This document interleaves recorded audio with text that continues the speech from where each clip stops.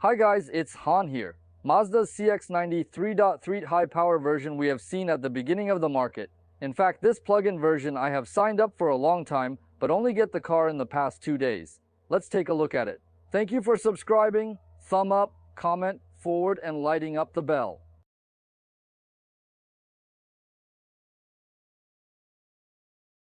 Mazda's new flagship product, the CX-90, has been on the market for a while.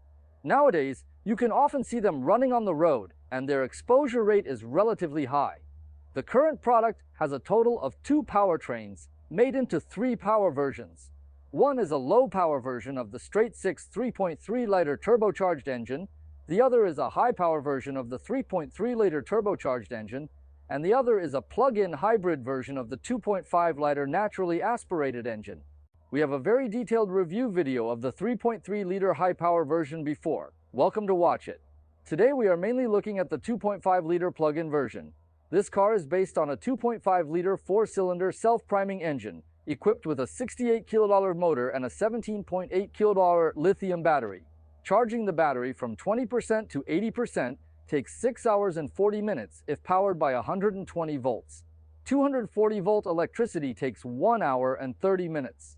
The past 2 years can be regarded as a big year for the launch of this medium-sized 3-row SUV product, and there are currently a lot of hard guys in the US market. If we compare the various powertrains of the 3 best-selling products together, we can see that the parameters of the CX-90 3.3T high-power and T plug-in hybrid are completely consistent, both at maximum horsepower and maximum torque.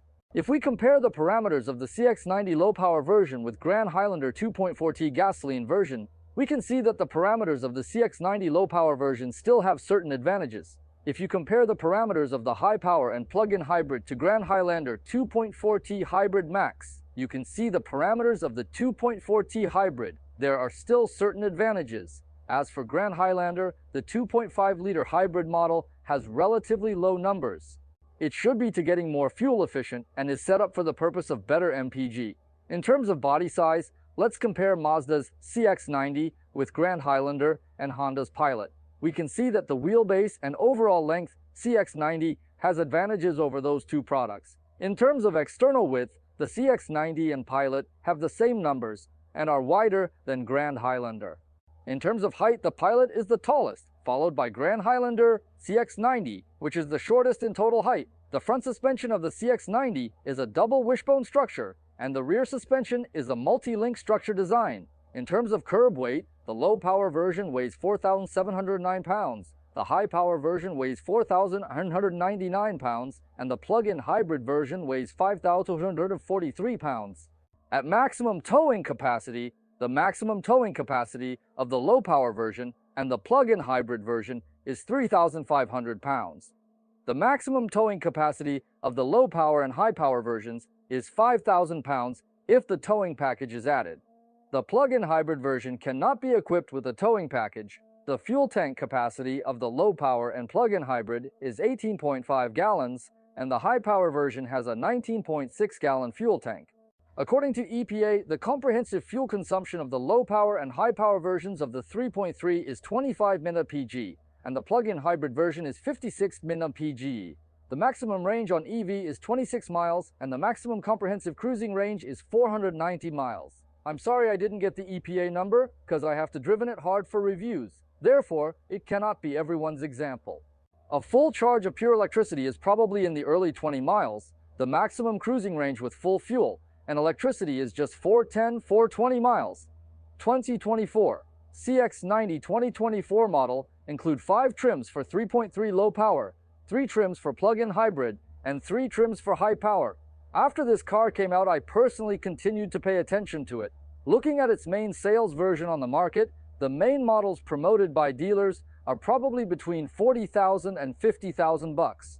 The low-power version is its main sales model. Then if we compare the MSRP starting prices of Mazda CX-90, Grand Highlander, and Honda Pilot without freight, we can probably see that the low-end entry price of Honda Pilot is lower. The high-power version of the CX-90 3.3 has the highest MSRP starting price. Secondly, there is the starting price of Grand Highlander's 2.4T hybrid high-end model. Both are close to $60,000. If we look at the main sales models, the Mazda CX-90 is a low-power version, and Grand Highlander is a 2.4T gasoline version. 3.3, the low-power CX-90 has a wider price range than the 2.4T Highlander. It looks like there will be more price options. Judging from the current market feedback, the price of CX-90 has somewhat rebate in the market. In many areas, there will be certain discounts, including given by Mazda and dealers. The market feedback for Grand Highlander that the price is relatively firm. Everyone has to make judgments based on the different conditions in their own regions. It is still difficult to make generalizations in the market. The one we are looking at today is the Premium Plus of the 2024 CX-90 plug-in hybrid version, which is even a top-end trim. Equipped with 275/45R21 wheels, full vehicle leather, Napa leather seats, 3-zone air conditioning, 12-speaker Bose audio, 7-seat layout, front windshield de-icing, and front side traffic emergency braking assist. Equipped with reverse emergency braking assist. This car's engine, transmission, and final assembly are all from Japan plants. I didn't expect to get this color again this time. The one I got last time was also this color. The 3.3T one also comes in this color. There are two reds in his color palette. One is slightly lighter, and the other is slightly darker. I read everyone's comments about this red color, and they called it that kind of red color very vividly. However, I don't really like that color. It is indeed a bit inconvenient when I see that color, but I can only say that what you described is very apt, and you do have really life. Although I don't like that, I think the red color does look good on this car. Judging from the appearance of this car, except for the power port and some logos, you can't tell any difference from the 3.3T car. It still maintains the very graceful shape and very round appearance. The very slender front cabin at the front has some very rounded lines and shapes on the top. The design of the front face not only inherits the family's unified design style, but also has some of its own characteristics. The design of the light group does not blindly pursue long and flat. Where other models have an EVE design, a light strip is placed and the turn signal is also integrated into it. There is no protruding bumper platform design at the front. The design below the traditional bumper is both simple and luxurious. A large number of electroplated bright strips are used on the front, coupled with bright black decoration, giving a sense of high-end. There is a ventilation hole on the left and right for real ventilation. I talked more about it in the last video. I personally like its side shape. First of all, I like the convex and concave shape on the side, which is very sexy. Another thing, the lines on its side are not complicated at all, unlike many current models, which are very complicated in order to show their sportiness, which are all straight-edged and right-angled shapes. This car does not exist, and everything looks all mellow. Furthermore, although Mazda also wanted to provide a dynamic appearance on this car, it did not abandon the use of chrome bright strips. Even it used a large amount of black plastic to decorate the wheel arches and car skirts. It also did not give up the decoration of chrome. In this position, it wrote down the technical route of this car. It is a PHEV. On the 3.3T version, it wrote inline 6. The lower edges of the four doors of this car are designed to cover the lower edge of the car. It is very good. The opening angle of this car door is very large, especially the rear door. You can see that the door itself is very wide, and its opening angle is so large. When you open the door in a small place or a small parking space, do not crash to the wall or other vehicles. The front two windows of this car are made of double-layer laminated glass, and the two rear windows are made of single-layer glass. Being my height, there is no pressure to get in and out of this car, and there is no need to use any pedals. The left side is the fuel port, and the right side is the charging port. The low-end CX-90 has 19-inch wheels, and the high-end version has 21-inch wheels. The shape of the wheels on this trim also looks relatively good-looking, with both bright black and metallic colors. The front brake system of the CX-90 uses a 13.7-inch diameter ventilated disc. The rear row uses a solid disc with a diameter of 13.8 inches. The only big but is design. The D-pillar is thickened to create a very plump feeling at the back. Except for the tail logos at the rear, we didn't find any difference from the 3.3T model. There is a rear wing with a small eaves above it, which integrates a high-mounted brake light. There are door frame style aerodynamic kits on both sides. The windshield wiper is designed very unexpectedly. Of course, you can't ask for more now. It would be nice to have wipers. The design of the light group echoes the design of the front light group and does not adopt a through-type design. The traditional bumper protruding platform design is not obvious at all. Below the traditional bumper position, although the design is very rounded, it is not complicated at all. The two exhaust pipes, one on the left and one on the right, adopt a hidden design, and the design is relatively low-key.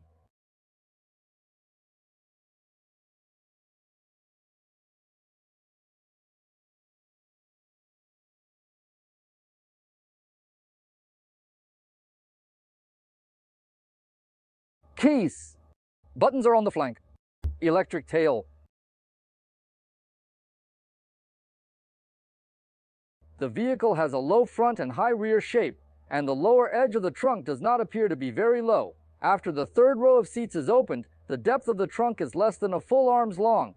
There is a lamp on the trunk, and the design is very user-friendly. There is a lamp on the left, a very thick hook, and there is a 120-volt, 2500-watt three-phase power output below.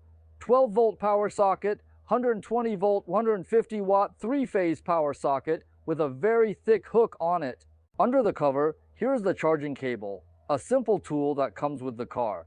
Everyone knows that this car is plug-in, hybrid. It also has a battery, and its weight is also very large, so the space behind it is not very spacious. Even in this case, Mazda still stuffs a spare tire for you. Once upon a time, the spare tire was completely, it is a required course, and Mazda is still persisting, so I give you a thumbs up. Will you put many brands to shame?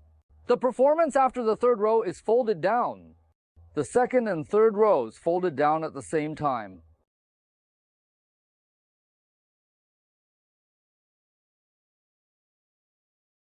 Last time we also talked about the central control, which still continues the style of the Mazda family. They did not make any drastic changes in the shape of the central control on this CX-90. Even if hide the logos, everyone will definitely know it at a glance. This is the guy of the Mazda family.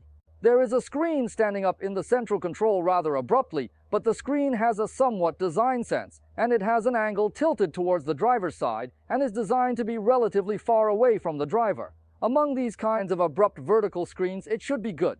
The overall configuration is not as high as the big top trim we looked at last time.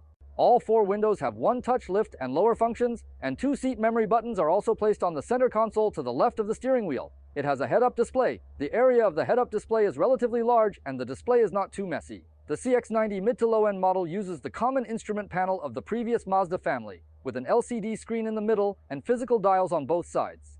Only in the higher trim, it uses the latest LCD instrument panel in the Mazda family, a 12.3-inch instrument panel with a more considerate mode that allows you to enlarge the fonts. The instrument panel has two display modes. One is a more traditional three-circle meter with power output on the left, speed in the middle, and fuel and electricity on the right. There is also the one we looked at last time. There is a car icon in the middle, and other simpler watches are placed on both sides. Regardless of the display mode, the interactive items of the driving computer are placed in a small area on the right side. It is adjusted through the buttons on the left side of the steering wheel. The information display is not much different from the top trim we looked at last time. It only has one more power battery and energy consumption display than the pure oil top version we looked at last time.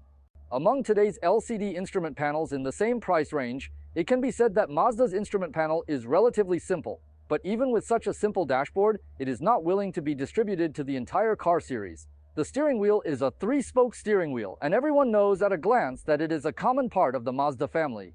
There are still some differences from the top trim we looked at last time. The top trim last time also had leather splicing.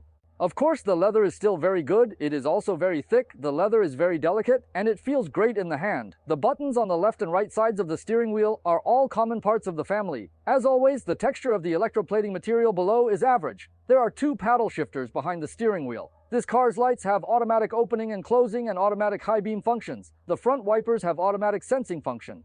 Frameless auto-dimming rearview mirror with 3 garage switches. Comes with a glasses case, which is not too deep and does not have a monitor mirror. This is consistent with the 3.3T top trim we have seen before. The iPhone, CarPlay, and Android phones can be connected wirelessly.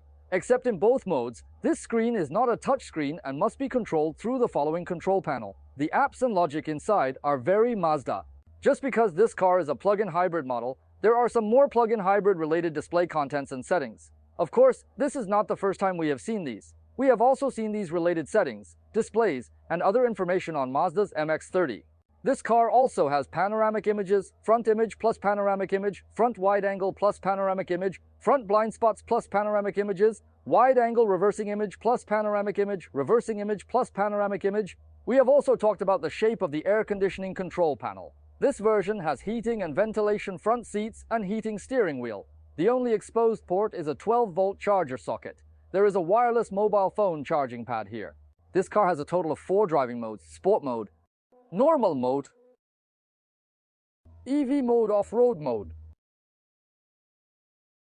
The shifter and gear settings are identical to the top trim we saw last time. The gears are a bit oddly designed for the first time getting in this car, and have to get used to it. You'll have to go straight to the right from P to reverse. If you go straight down to the bottom, it's a D. If you go up a little, it's an N. Every time you put the gear in P, you have to push it into R, and then push it to the left to put on P. Arm box inside, it's not too deep, it's lined with velvet, and all around, it's plastic, with 2 small data ports, 2 Type-C.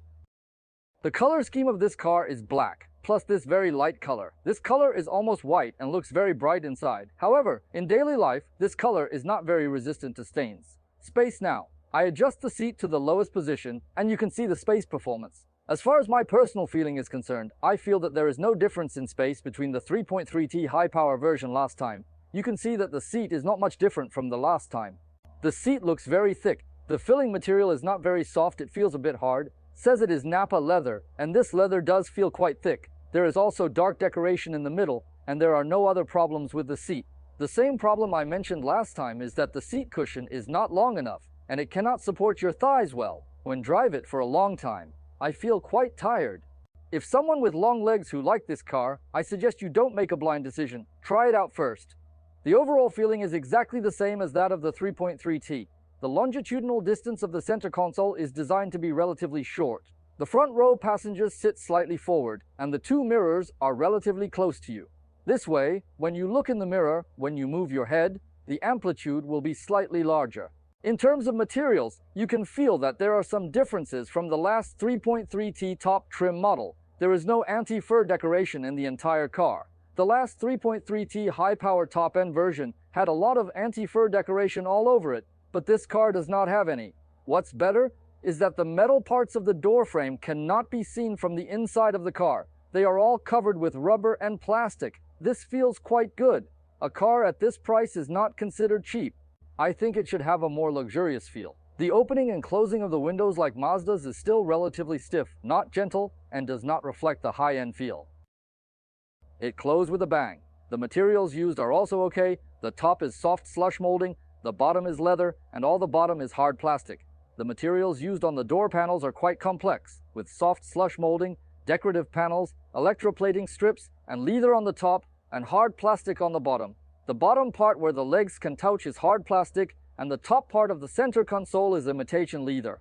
There is basically no hard plastic that can be touched by the elbows and hands. The driver's lumbar support has 2-way adjustment, but does not have 4-way adjustment. The driver's seat has 2 memories. The lumbar support protrudes quite a bit. The passenger driver's seat has no lumbar support adjustment and no memory. Sitting in the second row, it has a heightened theater effect, and the line of sight in the second row will be higher than that in the first row. There is no problem with the space in the second row. You can see the headroom and legroom. This seat is adjusted relatively far back, and I feel it is more comfortable than the seat in the front row. I feel that the filling material of the second row seats is slightly softer than that of the front row. And the best thing is that the seat cushion is long enough to provide good leg support. The seat also has armrests that are height adjustable, which is great. There is no armrest on the left side. It's still going. Foremost, slightly forward at the end. Maximum chair back elevation angle. The difference from the last time we looked at it is that there is no armrest box in the middle. It is an aisle, and a water cup holder is very abruptly built here. It can be taken out when in use and folded back when not in use, so it became an aisle. The configuration of this car is also okay. Open the curtains to this point. The rear air conditioner can be controlled individually and is placed behind the center armrest box. The air conditioning outlet is also placed there. The 2 seats have heating functions and 2 Type-C charger sockets on the back. The bulge of the central platform is still relatively high. There is a curtain on the left. The door panel is made of soft slush molding above, decorative panels below, imitation leather below, and hard plastic below. It's still the same problem. There seem to be burrs in the hard plastic. You can see it when you sit in the third row. In fact, the space is not very ideal. When I sit upright, my head can touch the beam in the back, even though it has been made. There is a groove, but the groove does not seem to be in the same position as my head. My legs can go in. Frankly speaking, my legs are not long. After entering, there is still a certain space in front of the legs, but there is no place to put my feet. The seat cushion is not long enough or high enough to support the legs, so the third row of this car is not a big problem for emergency situations. It's not a big deal if a child sits in the seat, but it may be more uncomfortable for an adult. There is a Type-C charging port on the left and right sides, 2 water cup holders on the left and right, and an air conditioning outlet on the left and right. It is very comfortable to put it here. The overall dynamic feel of this car is smooth and balanced. In terms of power, the overall feeling is that of a quite satisfactory plug-in hybrid vehicle. We have also talked about the plug-in hybrid before. It is divided into 2 stages. One stage is when the power battery is fully charged. At this time, the motor is the main force driving the vehicle. In normal mode, the motor is driving the vehicle, and the engine only comes out occasionally. Help, or give the motor a helping hand when accelerating hard. The difference between this car and other brands of plug-in hybrid vehicles is that when this car is at low speed, you can't tell whether it is the sound of the electric current or the sound of the motor. The sound is very loud. It is louder than other trams and plug-in hybrid models. I don't know if Mazda deliberately made such a noise or if it was not covered up. On the contrary, it makes people feel very unpleasant. When the power battery is sufficient, the power of the entire vehicle is still acceptable, and it can give you a good acceleration experience whether it is initial or secondary acceleration. Sometimes you can even go wild, but you can only go wild for 20 miles at most, especially when running on the highway. These 20 miles are fleeting. After running for 20 miles, the power battery began to lose power, and the entire car entered the regular hybrid mode.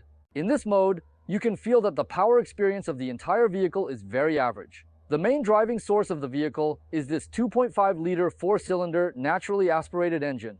At this stage, the motor will drive the vehicle alone, only under extremely constant speed or extremely low speed creep conditions. As long as you put a little pressure on the accelerator with your foot, the engine will start. You can often hear the roar from this engine when accelerating hard. Even though the engine has been squealed to death, the vehicle still accelerates unhurriedly and steadily, not as radical as he shouted. At this stage, the power of high-speed driving is average. You have to prepare in advance for the secondary acceleration of high speed and constant speed. Generally speaking, when the power battery does not lose power, the speed acceleration of this car is relatively good. When the power battery starts to lose power, the speed acceleration performance is very average. Overall, I can only say that it is relatively smooth. In terms of power, I personally feel that it is not as powerful as the 3.3T high power I tried last time. I feel that this time I can only sit 3 people at most and pull no heavy objects. I guess if the car is full and the car is full, the power difference may be even greater. Because this car has the blessing and intervention of the motor, the overall driving smoothness is better than that of the 3.3. In this hybrid car, the gearbox sluggishness is better concealed, and I think this is due to the motor. One thing that feels more obvious is that when you are driving at a medium and constant speed locally, if you suddenly release the accelerator, you will feel an unwilling sense of frustration from the gearbox. This can be felt more obviously when driving at high speed and at a constant speed because it has a power recovery device. The sliding distance is relatively shorter than that of a petrol car, and the entire sliding process does not feel as smooth as that of the 3.3. Suspension. If you take a closer look, you can feel that the overall suspension feel of this car is still the same as that of the 3.3T I tried last time. The official has not announced any special adjustments on this plug-in hybrid version, but the problem is that the same adjustment is coupled with this heavier body. The curb weight of this car is more than 5,200 pounds. I believe this number cannot be considered light at any level. Even the 3.3 high-power version I tried last time is it's heavy, so this car is more than 300 pounds heavier than that car. At low speeds, the vehicle's feedback to the road is very clear. There is no technology in the suspension. You can feel that it is working hard, but it is still no match for the body. Too heavy. When driving at high speed, when driving quickly over a smooth undulating road surface, the body of the car doesn't feel too deceptive. I guess it's entirely because the car body is too heavy to be deceived. The 3.3 model also has a more comfortable and smooth feeling. In this car, it feels like a big man lying directly on the ground. When driving the 3.3 high-power car on the highway, even if the speed is already relatively high, it's fast, but subjectively you can't tell it's going fast. but this car is heavy, and when the power battery is depleted, the power performance is really average. Overall, I didn't feel how fast it was. The steering force of this car also feels lighter at low speeds and heavier at high speeds. However, the steering force is not particularly light at low speeds. The brakes are generally okay, the brake pedal is relatively tight, and the foot is slightly resting. The brakes respond immediately when the brake pedal is pressed. You can also feel that the overall braking is not much different from the 3.3 high-power version, but the weight has increased so much that you can feel it intuitively. When you are running at high speed and you apply a deep brake or a sharp brake, the point where the force is applied is deeper than that of the 3.3 model. If you want to go hard, you have to step on the brake halfway. Noise control seems to have no drawbacks in terms of wind noise and tire noise. There are two. One is the current sound at low speed, and the other is just the sound of the rapidly accelerating engine. These two don't seem so advanced. Friends often ask me how to choose between a hybrid and a plug-in hybrid. I still have the same view. If you choose a plug-in hybrid, you have to look at the pure electric cruising range of your target vehicle. If its pure electric cruising range is enough for you to travel every day, you can charge it when you get home at night and charge it the next morning. Resurrected when fully charged, I think you can choose a plug-in hybrid. Normally, driving is mainly driven by the motor, which consumes battery energy. If you travel far away, we are not afraid. You can also refuel, and there is an engine for protection. Then, if the pure electric cruising range of your target vehicle is not enough for your daily transportation, for example, its cruising range is 26 miles, and you need 50 miles for daily commuting outside. These 26 miles are not enough for you. I think if this is the case, you should choose one. For conventional hybrid models, plug-in hybrids are more expensive after all, and the body is also heavy. Once the body is heavy, the service life of many wearing parts will also be affected. In addition, a plug-in hybrid model generally has a slightly smaller fuel tank than a gasoline vehicle or hybrid model in the same car series. So if we talk purely from the perspective of CX-90, I personally recommend version 3.3. I have not experienced the low-gong version, and I have no say in it. But at least if the 3.3 high-power version is compared with this 2.5 plug-in hybrid version, I personally feel that in terms of driving experience, the 3.3 high-power version was the designer's original design plan for the CX-90. Of course, unless you want to save fuel, that's another story. But then again, if your purpose is simply to save fuel, then why would you buy a CX-90? In summary, this is the experience video of this plug-in hybrid of CX-90. From a design perspective, the exterior design is the most outstanding aspect of this car.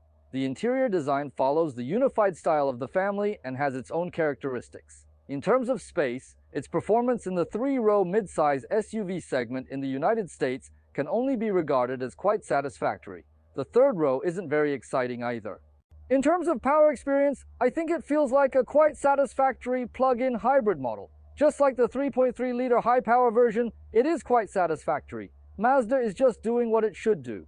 What moves me is that even though today's large displacement gasoline engines are not favored, Mazda can still concentrate on developing its own gasoline power platform, and on the basis that today's Japanese products are vigorously cutting costs. On the market, it can also produce such a flagship product, which can be said to be a shot in the arm for us traditional gasoline fans. If you look at it solely from the perspective of a very good product like the CX-90, this brand may be its weakness. Everyone knows how long it has been since Grand Highlander was launched. Sales exceeded 10,000 in September, increased quite quickly. The sales volume of CX-90 seems to be not very satisfactory at present, not as strong as Grand Highlander. But after all, the plate is there. Toyota's plate is so big, and Mazda's plate is not so big. After decades of intensive research and market development in North America, Toyota has finally received great returns. So now it seems that in the United States, in the minds of consumers in the market, the influence of brands is still very large. It's still the same sentence: buy whichever one you like. Don't control. Don't be shy. Thank you for the above video.